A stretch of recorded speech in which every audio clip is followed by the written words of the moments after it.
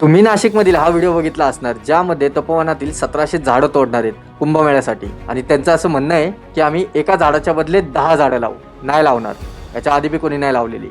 आणि ज्यांनी लावलीत त्या लोकांनी जाऊन तिथं बघितलं नाही की ते झाडं जिवंत आहेत का नाही. झाडं वाढण्यासाठी टाइम लागतो, भरपूर साऱ्या गोष्टी लागतात. फक्त पैसे खाऊन झाड मोठं नाही होत. आणि महानगरपालिकेला स्वतःची कामं नीट होत नाहीयेत, तर ती झाड लावणार एकच्या बदल्यात 10. तर यांचं असं म्हणणं आहे की यांना 54 एकर जागा लागणार आहे.